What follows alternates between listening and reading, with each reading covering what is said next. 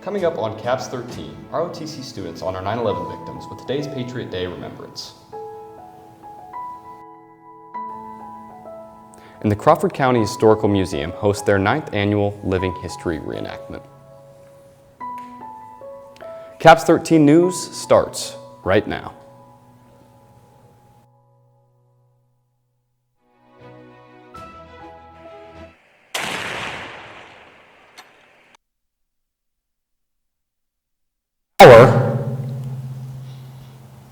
Of the World Trade Center was struck.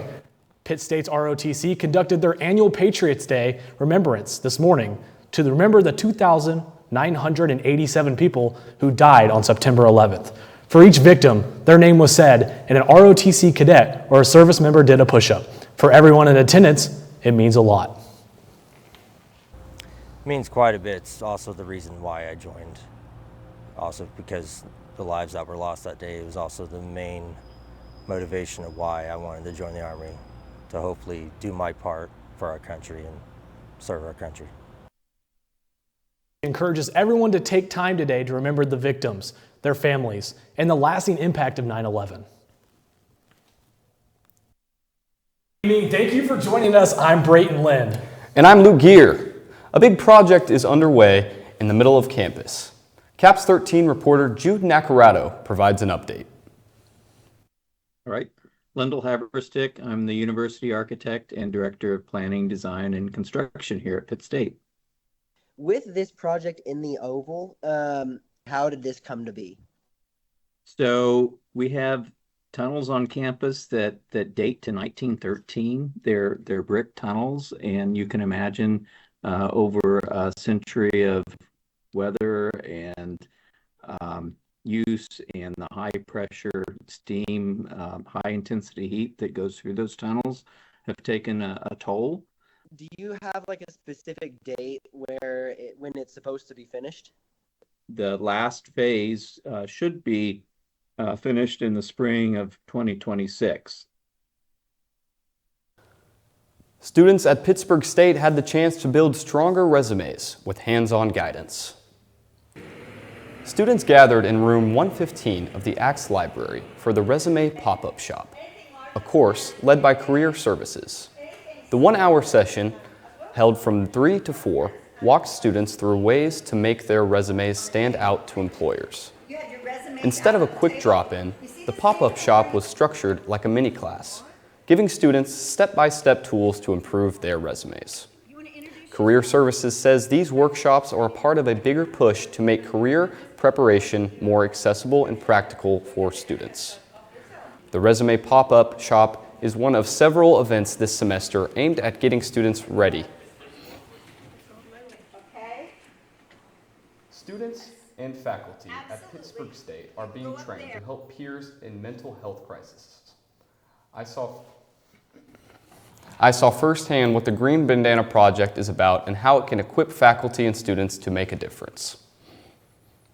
Students filled ACTS Library tonight for the Green Bandana Project, a program that promotes mental health awareness and suicide prevention. We all realize the mental health crisis that our nation is experiencing at all ages, really.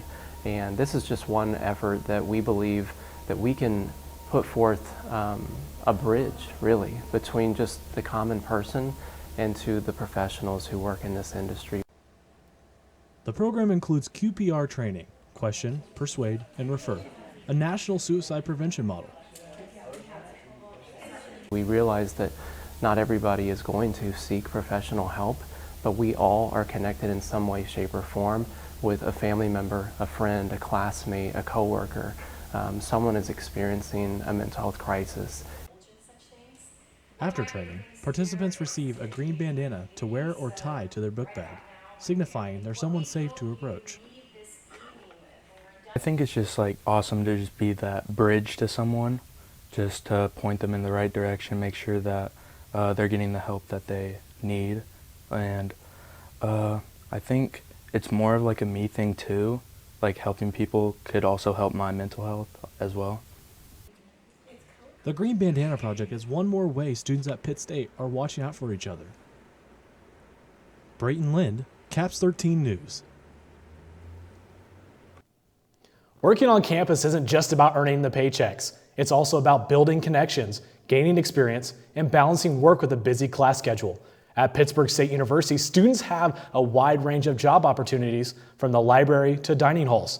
One of the most popular spots for student employment is the Recreation Center. It's more than just a gym. It's a hub for student life, health, and wellness. Reporter Ryan McCullough sat down with Anthony Fleming to talk about what it's like working at the rec. All right, I'm with Anthony Fleming. And then what is your on-campus job? I'm a facility manager at the Student Recreation Center. And so what does that entail for you? Like, what do you do? Make sure everybody's safe and using the equipment safely and respectfully, giving hospitality for anybody that comes in, setting stuff up for classes, setting stuff up for intramurals, and anytime anybody wants to do anything. How long have you been working there for? This will be 3 years. And how has it benefited you working on campus compared to trying to find one off? I'm a physical education major, so all my classes are at the rec, so I know the building like the back of my hand, know all the professors that are in and out of there. I can go from class to work, from class, in a matter of a minute. It's made it really easy and beneficial for me. And what have you most enjoyed about getting to work at the rec compared to something else? It's what I'm passionate about. Like I said, physical education major, sports, and working out and health and stuff. That's my favorite thing. So being around the rec and around people that enjoy the same things as me is really awesome, and it's a fun time. I've also gained a lot of good experience working there, being able to be a manager there. Stick with us as we come back with more news after the break. I'm Luke Gear with Caps 13. We're back to that time of the year where we're sneezing, coughing, and spreading germs. Did you know that when you cough into the air, you can spread germs up to 6 feet away from you? No one wants to get sick, so let's take the proper precautions. Make sure that we're covering our cough or sneeze securely with our elbow, and that we're washing our hands on a regular basis. Don't be the reason that others get sick. Wash those hands and cover that cough. Whether it's day or night, staying safe on campus starts with a few simple steps. Keep your phone charged. In case of an emergency, you can always phone a trusted friend or family member, but a dead battery can't call for help. Walk with a friend when heading out after dark. There's safety in numbers. And most importantly, stay alert. Keep your eyes up, headphones down, and trust your gut. Your safety is your power, so use it smart. Last Saturday, the Honors College put on the Go Forth and Conquer 5K run, raising money for the ALS Association. Caps 13 reporter Paul Staff has the story. We're off with a... This is the 4th annual Go Forth and Conquer 5K run, honoring a former Pitt State professor whose life drastically changed when he was diagnosed with ALS in 2022. Go forth and conquer is actually a saying that Dr. Fuchs had. He really cared about individuals, and he really had a strong passion for the Honors College, and he always said go forth and conquer, as in go forth, conquer your goals, be a great person. So it's all in memory of him, and that's his thing. They had to do a lot of work, and they started last spring. So they started working on the 5K event about 6 months ago. And it started, of course, with just reserving the space on campus, making sure the city, they submitted the right forms to be able to have an event and have runners on the streets, organize the run route. All of our volunteers are Honors College students, and this is put on by the Honors College, but all of our proceeds go straight to the ALS Foundation. I think the deeper purpose is to show what the Honors College does and what these students do. And that's part of Dr. Fuchs's legacy, too, of encouraging those students to be leaders in the community. And they're getting that practical leadership experience that one day they will lead in the community. For Caps 13 News, I'm Paul Staff. If you would like to donate to the ALS Association, go to www.als.org. For the first time in 2 years, the Bicknell Family Center for the Arts has opened its gallery with a new exhibition. Visual art by women of Pitt State Theater opened September 9th and will continue to be open until December 12th. The exhibit, created by Dr. Cynthia Allen, features multiple works from her and her colleagues, Debbie Fisher, Megan Westoff, Lisa Quinteros, and Lucy Miller Downing. Some of these pieces will even be for sale. She wanted to be able to share that these friends and colleagues of hers that create art on the stage also create visual art for personal expression. And so this exhibit is their personal expression work. On October 10th, there will be a 3 p.m. artist presentation and a 7 p.m. reception at the Bicknell Family Center for the Arts. There, you can meet with the artists and hear them talk over their pieces. For information, you can read an article about the creation of the exhibit on pittstate.edu. Pittsburg State University's art department hosts a variety of workshops throughout the academic year. Bruno High School out of Southwest Missouri came to visit Pitt State for one of these workshops. Led by instructor Mayumi Kiefer, high school students were able to experience throwing clay on a pottery wheel and shaping it with their own hands. Not only does this encourage creativity within the students, but programs like the ones hosted by the art department drum up excitement for students, considering you and get Pitt State in the mind of unsure students. The students are enjoying workshops in the art department, but they're not all art majors. So they're walking around and seeing campus. They're looking at different departments. They're going to eat in the student center and getting a taste of that college life. So we've seen an influx of these students coming to Pitt State once they graduate.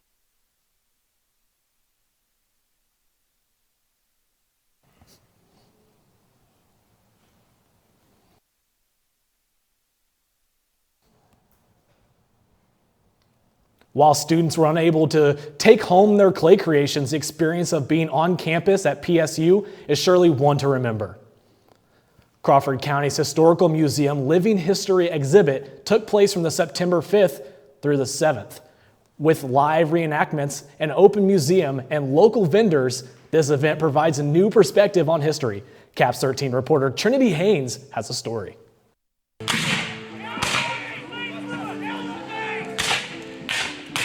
The Battle for Cow Creek, a historical Civil War battle that took place right here in Crawford County, Kansas in 1864. Now, in 2025, the Crawford County Historical Museum commemorates this piece of local history for the 9th year in a row. It's wonderful how our circle has grown over the past 9 years. We've had more people fall in and join in. It's great to have the demonstrators fall in as well. It's not just the camp life, it's also learning about family life on southwest Missouri border, southeast Kansas border. Family life bleeds together not only into the event, but into the people putting this event together. Emma Bowers Montgomery, the head coordinator at the Cimarron Reenactors Guild of Guthrie, tells us a little bit about how her own family drives their historical performance guild. For me, it's actually a family heirloom. My grandfather started as a cavalry rider in the 70s, got my father into it, and it's really what I've grown up doing. This event took place from September 5th through the 7th. Volunteers welcoming visitors into the museum and reenactors giving them an educational peek into what life was like in the 19th century. I think it's great that we're able to have reenactments, to have hands-on living history. It's great for educators who are teaching the students in the classroom out of a textbook, and then they're able to bring them out to the museum and they're able to smell the cannon smoke, be able to see it, see the muskets, be able to actually hold a mini ball and understand, okay, this is why this little ball caused so much destruction. While Living History has since concluded for the year, the Crawford County Historical Museum continues to welcome guests throughout the regular week. Stay tuned as we take a deeper dive into some small businesses in Pittsburgh with Paint the Town Red. That story and more coming up after this.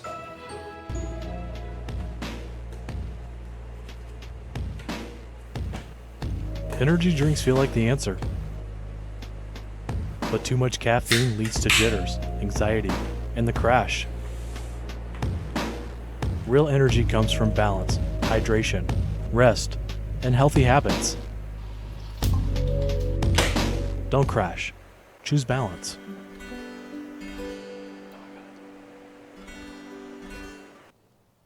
The brand new Greenway space on Broadway has been open all summer, and the new events are in the works. Luke Gear sat down with Miners and Monroe owner Davey Froman to discuss how the Greenway is impacting Pittsburgh. Tucked away on the south end of Broadway, the Greenway has quickly become more than just an outdoor venue. It's a gathering place. From concerts to community events, it's where people go to connect. I caught up with Davey Froman to hear his perspective on what makes the Greenway special. We had a great location downtown. It was just 3 blocks south of here, but such a subtle move like that when you move to a place like this with the Greenway where there's natural foot traffic, there's other businesses that are open and involved, and just sort of a community hub. It made it much easier to make such a small move and then have it make such a significant impact on our overall business. Open to the community, the Greenway offers a wide list of amenities. Start with the other businesses. So the Bearded Bully is right next to us. That's a high-end barbershop. Heath is the owner there. He does a great job. And then there's also Biles Brothers Meeting House, which is a kind of a small, intimate, speakeasy type of setting. They have high-end craft cocktails and things like that. While there have already been plenty of concerts and community events, Davey Froman says there is plenty much more to look forward to in the months and weeks to come. I'm Luke Gear with Caps 13. Newman Club board members are wrapping up plans for the annual barn party, also known as the Barty. The Barty is coming up on November 6th, and board members of the Pittsburg State Newman Club are hard at work, preparing for a night full of community and dancing. Leading up to this event, the Newman Center hosts different beginner-friendly swing dance and line dance classes to help shake off those nerves and become confident on the dance floor. So if you've never danced before, classes like this make it so everyone can join in the fun at the Barty. The Barty is a barn party where we go and we just swing dance and join in fellowship. So our Barty is at the Crosslands, one of their properties. Leading up to the Barty, we have what's called Throwdown Thursday, where we basically just teach swing dancing moves and line dances. And yeah, the Barty is a lot of fun. Pittsburg State University's Pride of the Plains Marching Band kicks off its season this Saturday, September 13th. Caps 13 reporter Kinsey Blevins has more on how the group is preparing.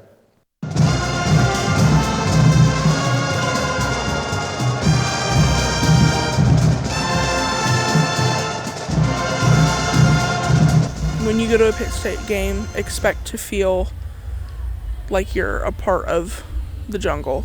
Expect to feel that you are, like, you, as a viewer of the game, you are part of the game. The thing that I am most excited about for this year is to kind of show off our band to everybody. We've been putting in a lot of work this year. We have more numbers than ever, and truly everyone is so excited. So I am just so thrilled to show this off and to have people see all the new stuff we're doing this year.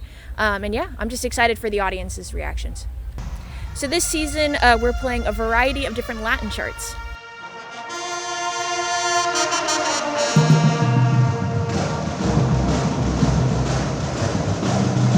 I think it really gives a little bit of love to all of different cultures around us, and I think it's just really fun music, and I think everybody's really going to enjoy it.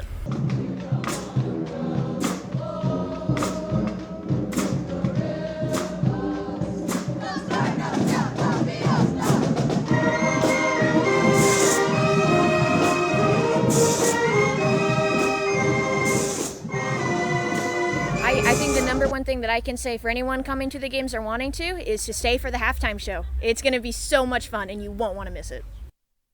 If you want to see more of the Pride of the Plains Marching Band, come to the first home football game at Kearney Smith Stadium, Saturday, September 13th at 4 p.m. The Pittsburg State Gorillas are gearing up for the first home football game of the season against the Grand Valley State Lakers this Saturday. But it's not just the athletes who have been preparing. The entire community has been getting involved by decorating for this year's Paint the Town Red celebration. Caps 13 reporter Ava Chambers has the story. It's no surprise to see the support this community gives to Pittsburg State University every day, but Paint the Town Red takes that support to a whole new level. This event, organized by the Pittsburgh Area Chamber of Commerce, is a tradition that brings together local businesses, students, and residents in a big way. This marks the 20th year for Paint the Town Red. It's hard to believe it's been that long, but it's something that we have a lot of fun with, really always inspired by the creativity and just how our businesses jump in and want to show their support for Pittsburg State.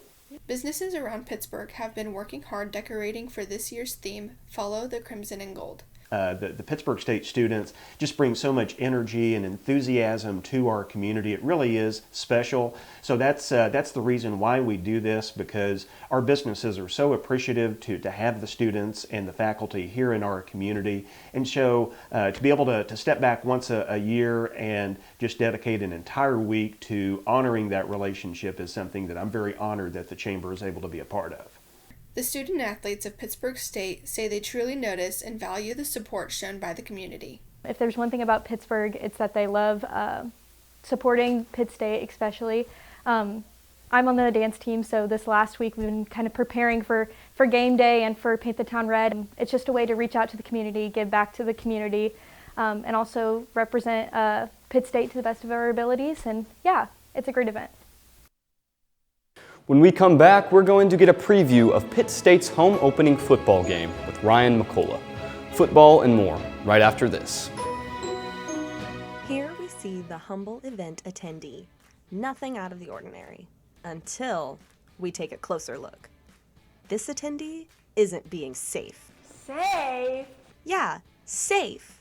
How do I stay safe? SAFE. You can stay safe by staying alert, always watching your drink, finding a friend, and having an exit plan. I think I need a ride home. Can you help me? Of course, I'll take you anytime. Okay, great. Thank you. We're back to that time of the year where we're sneezing, coughing, and spreading germs. Did you know that when you cough into the air, you can spread germs up to 6 feet away from you?